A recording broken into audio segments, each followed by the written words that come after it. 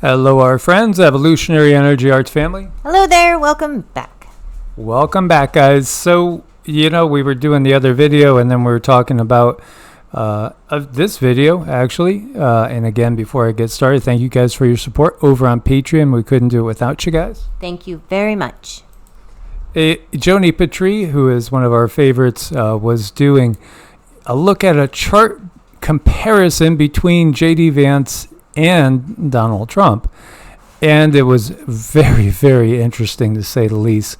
And again, you can't make these things up. It is, when you look at how the astrology is so amazingly accurate, and again, the Vedic astrology takes into effect that the earth is tilted at about 23.5 degrees. That does vary slightly depending on where we are during the precession of the equinox.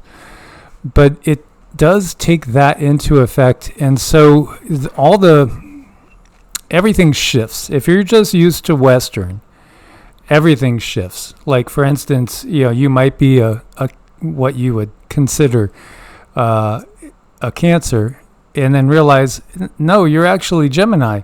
And then again, when we think in terms of what is out there, most of the time you're just thinking of sun sign.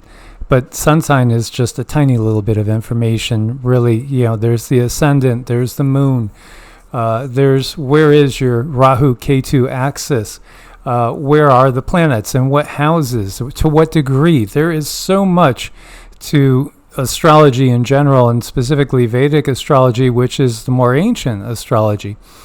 It's even thought that our modern Western astrology came into being when Alexander the Great was trying to conquer India, and it came back with him into the Greco-Roman world, and thus the European world. And it's just fascinating. You can't make this stuff up. So she was comparing the birth charts. We're going to look at it a little bit more. These are other charts. There are many other charts besides your birth chart, including things like taking a peek at past lives and seeing, how did the last life turn out? What were your strong points? What were your weaknesses? Did you achieve your goals? I mean, all these things you can get into, and it's just absolutely fascinating. The other thing that's so funny, it is funny, we touched on it with Trump. Look at his hat. Magha, right? And just saying that MAGA hits the AI algorithm, I'm sure. Well, it turns out both Trump and J.D. Vance are Magha. Yes, they're Magha. This is the Nakshatra, Magha, which is symbolized by royalty, by a throne. The throne, prominence, royalty, power, status, honor. Pitra dosha and spirit problems. Well, it's always a two-edged sword. Our strengths can sometimes be turned into weaknesses. It's fascinating to see. It's the lion. It's royalty. It's the throne. It's the crown. We kid you not. I know. And, when we're dealing with nakshatras, we are dealing with a more potent part of a chart. I definitely like to go over nakshatras with people, particularly the rising and the moon. I think carry a lot of very valuable information if you're on a journey and you're looking for yourself, self-realization. It's really nice to have that, because it will take a zodiac sign and it'll cut that in 4 parts. And it actually will take one of those parts and cut it into another 4 called a pada, which means quarter. So you can really zero in on somebody's personality with their nakshatra on their Vedic astrology chart. And they both come up Magha, which in Vedic astrology, the principal star, or I should say the nakshatra, is the star rising in the east when you were born. Very important, very, very important star, because I do believe in these parts of the sky, these are real beings. And if you are born, or if you know what star you're born under, you can study that being and you can understand a bit more, like a blueprint of yourself is what I see. Can I add that? Yeah. When you said it the way you said it, I want to add, in some ways, these stars, these beings, are more real than our temporary human selves. Yeah. They are more real than these temporary human selves, because these temporary human selves are totally the product, to a degree, of the stars themselves. Mm-hmm. So, we've made videos before saying, in fact, that when you really look at it, it's like the higher self are these stars. Mm-hmm. The higher self. So you could look at it that way, absolutely. See that star as your higher self and get a deeper understanding. The way I see it, when someone is born into this world, the thing that really molds them is being in the flesh. So it is moving from one world to another world, and subsequently you're under different rules now. And sometimes that flesh can be,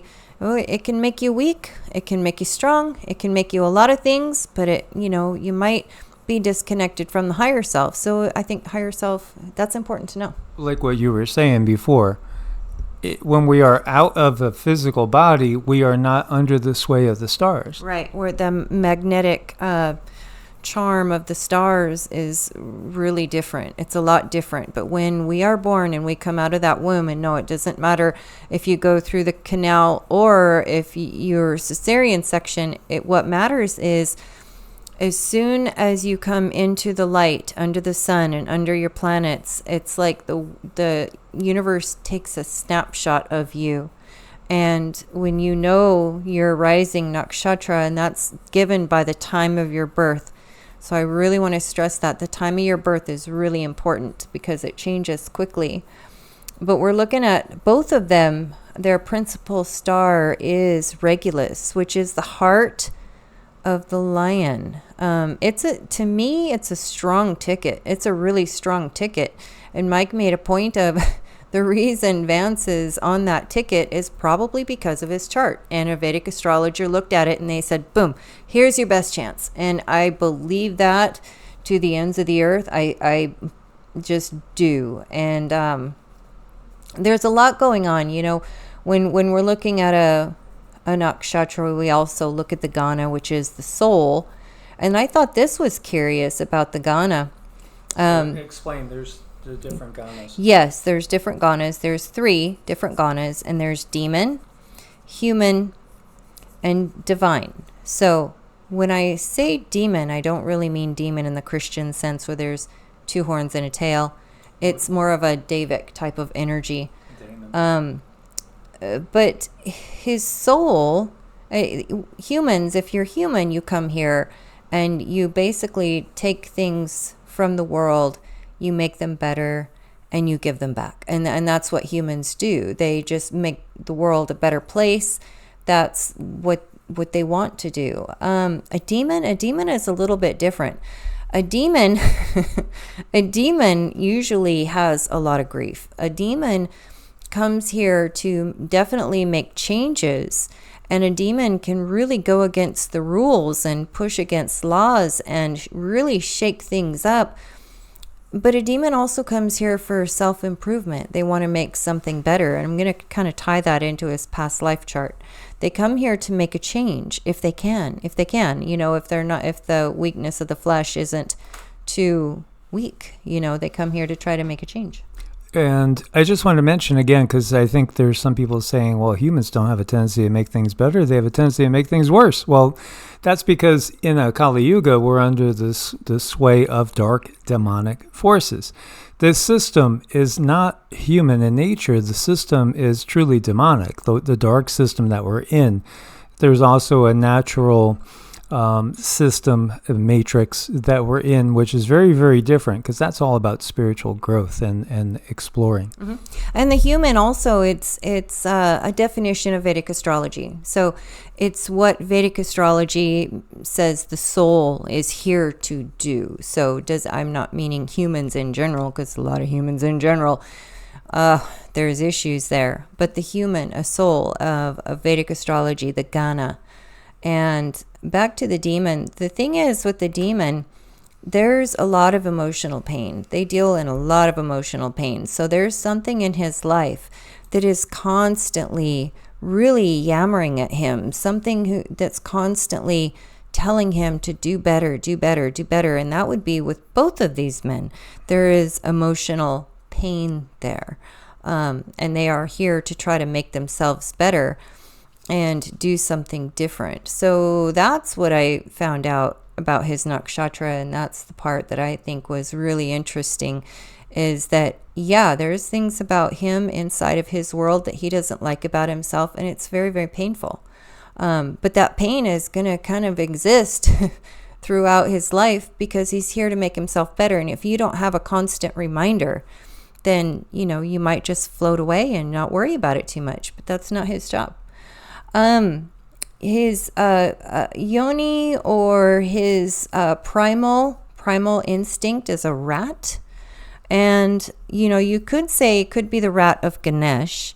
But with a rat's, when they get up against a wall, his primal instinct would be to really fight back, fight hard, claw, kick, scratch, bite, do whatever he has to do to make his situation better. And really, there's nothing beneath him. He'll do what he needs to do, because that's what rats do. They find a way. They find a way to make it. So it does make him a fighter. But what kind of fighter? Can we go to I just want to talk about the past life chart now. Looking at his past life chart. So this is what I found really curious. No, I got it here. It's over there on the D12. So we're looking at his divisional charts right now. And if we look at D12, this is what is the past life chart. And I look at people's karmic, what did they bring from past life to this life? And I found it interesting that he was some kind of like a warrior or leader in a past life, but more so the Rahu energy in his 12th house really got my attention, because this Rahu energy puts him in the depths of a kind of a ritualistic way. So putting someone very much into rituals, into magic, into understanding the spiritual and etheric realms of life and death. And what I found interesting is his Ketu energy is not very strong. Like, if he were to be in a fight, he would probably push that fight off onto other people. He really wouldn't want to deal with it. So he does have a weakened type of Ketu energy in his 6th house. Ketu in 6th house is diseases, debts, and obstacles is what Ketu is. And again, and Ketu is separation. Life. And we're talking about his past life. Yeah, his last past life. His last past life when he died. So, I mean, there's just some things about him that I can see he brought over to this life and that he's still doing. And it's hard for me to explain in normal terms because I'm afraid, of the algorithms and what they might do. But I see him doing stuff in his past life that he has carried on to this life, but he's doing it in a way that's through technology and that's legal. What really bothered me most about him is when he was into the giving blood from the younger to the older. I mean, that really still hits me. It eats at me. I don't like it. So in some ways, you guys, I kind of feel like he did that in another way in his past life. In this life, he's just trying to make it so it's palatable. I mean, I don't know how else to say the truth. They're a good ticket. He's a strong guy, but I see some underlying issues there for sure. Yeah, so what you have is a ticket that looks like it's been crafted with the guidance of Vedic astrology to insert a new paradigm in so many ways, or to be part of this shift into really right now an age of transition. So they're putting very, very strong charts together that are very similar, but then they're also complementary too. And Joni did go into a lot of just how complementary they are to each other. And we don't know. I mean, they might only have a month together. They might not ever have any time together. But I think what they've done is they've covered their bases with the VP, and you have a VP that would step in energetically to the presidential situation, and there's the same energies that are at play for the most part. Right. And you know what did actually give me hope, despite all of the yuckiness that I feel I uncovered with my translation, is that being a demon, for them to be demons, to want to make things different, to make things better, make a change, better themselves, better society, even going against certain rules to make society better, being rebels. I mean, I'm just going to hold on to that. I'm going to hold on to that because I like it and I want things to be different. Now, do I think they're great guys? No. But you can see the ego. The ego is dominant in these charts. There's a lot of ego there. Oh, it's huge. The ego is very huge. But, I look to the hope that, okay, they're going to make something different. And that's what we hold, up high, and we put our energy into, is that it's going to be different and it's going to be better. So, this is definitely curious. So when you look at his chart there on his D12, that's Jupiter and Saturn together? Yep, he did. Okay, that's an old soul. So he does come from, that's an old soul. So whenever we see Jupiter or Saturn together, somebody, he could have been a judge. He could have been a judge, and he was probably actually a very fair judge. In his past life, the thing that I ran into with this life, where is it? It's his Mars and his Saturn really jabbing at him in this life, because that makes someone very, very angry. And it's also in his third house of communication and family. So he might have a pretty rough family life there. But otherwise, in a past life, maybe this is why he's bringing this politicalness over to this life, because he did have the Jupiter and Saturn, and these are two very powerful, large planets together. So I wouldn't think that karma would just go away over a lifetime. I feel he did bring that sense of justice with him in a way. I forget, we would sometimes talk about D9, and those are destiny charts. Destiny charts. Okay, so we could always take a look at those towards the future, though I do see Rahu's with Venus is that in the second house there. So, that's an interesting combination as well. Mm-hmm. It is, because it does give him some types of passion for arts and culture and even change. So we'll keep an eye on that one too. It is interesting, because I know a lot of you guys are aware of the fact that he had a movie and a book that's his life story, Hillbilly Elegy. I mean, a memoir of a family in a culture in crisis by J.D. Vance, New York Times bestseller. To me, when I see this, is this part of his rise, or is this part of they know who he's going to be? And with me, it's the latter. They know who he's going to be, so they're putting this out there to install some of the opinions into people's minds ahead of time. And you have the book, and then you have the movie as well. So I don't know if any of you guys have watched it.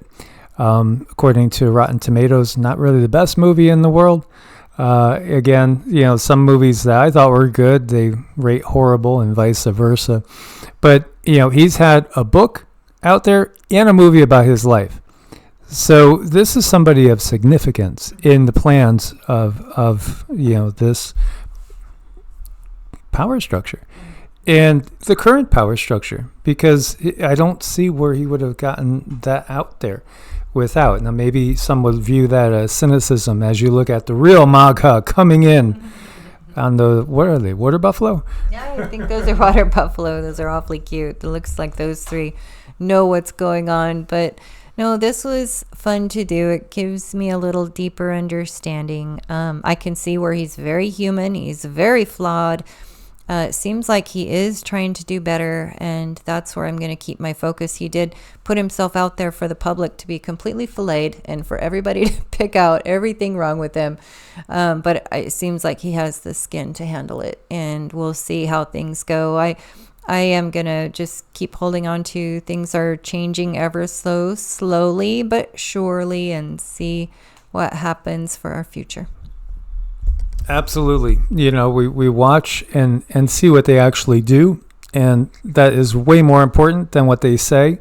So we have to keep that in mind. I personally am probably extremely cynical to seeing any hope in the current political system.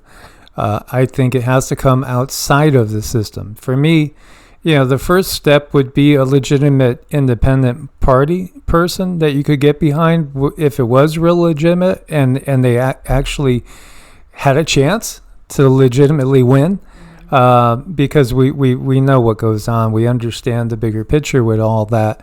But ultimately, this system itself has to go, and it will go. This system's in its last years. At most, maybe it has a decade left before the system is really truly gone.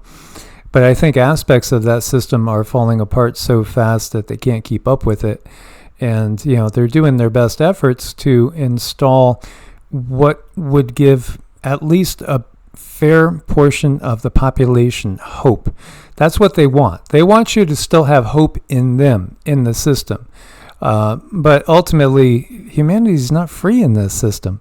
And there's concepts that we've grown up with that we just simply blindly accept, and we can't think out of those boxes. And that is really a problem. It's finding the ability to think outside of all the boxes that society has been programmed with. When we can do that, then we can really make change.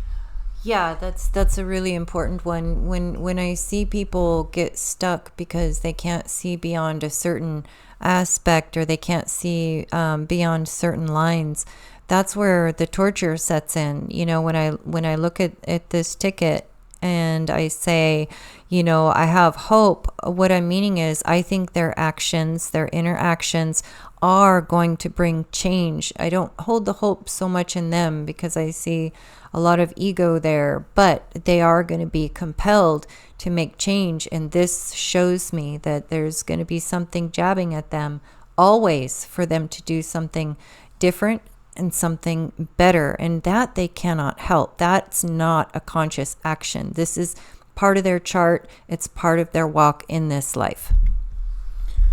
Absolutely. So, with the last video we did, just a few references to some comments and things. Like with the last video we did, we kept it obscure. Part of the reason for keeping things obscure is because of the AI algorithms. And right now, every day, we're having a video removed by YT. So YT is removing videos. It's less likely that they remove a video that says, can you believe what just happened? And purposely, we are not putting in tags that we know that they're looking for. So, I changed putting the tags in. I changed the titles to keep it more vague. And then you get people saying, oh, clickbaity titles, you're just doing it for the money. Dude, there's no money in it. There isn't. It doesn't pay a dime to really put videos up on YouTube in reference to the hours and hours that it takes to put all this together and the grief we get. Because we get a ton of grief from the system, not from you guys. The regulars are beautiful and wonderful, and they support us. But it's the system and truly the demonic attacks that go on against us every day. So, yeah, absolutely. We're certainly not doing this for the glory. We don't put our faces out there because, we've been threatened in the past. And we know putting our faces out there is almost like a death wish. So, again, you'll have the trolls that will say things like that. But no, I mean, we could jump right back in the corporate world and do a lot better and have a McMansion if we wanted to, but we would never do that. It's not part of our path. In fact, the path is the opposite. It's pointing out what the system does that controls all the power and the wealth and consolidates it into the hands of the few. So when we look and we understand people want to have faith in something, well, have faith in yourselves, and in what you can achieve, because you are already an eternal being that's just having a temporary experience as a human. So when this ride is over, there's really nothing to fear, especially if you're doing your best to help humanity and to help all the creatures of the earth find their freedom. One of the blessings that we say all the time is that may all beings be happy and free. Again, loka samasta sukhino bhavantu. And may what we do help that situation of bringing freedom, true freedom, not the illusion of freedom and democracy that we're sold, but true freedom to discover yourself. This is a journey of the self. Who am I really?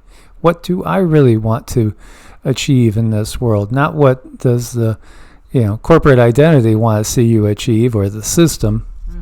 I know it's hard for people to see beyond what the system has set up for them. But once we break out of that and we do see a world that, hey, we can say, hey, it could be different. That's where we want to be. Absolutely. So thank you guys so much for your support. It is just wonderful seeing all the positive, beautiful comments all the time from those that really get it. And we'll just keep working at whittling away and chipping at that paradigm. Indeed. Source bless and namaste. Namaste.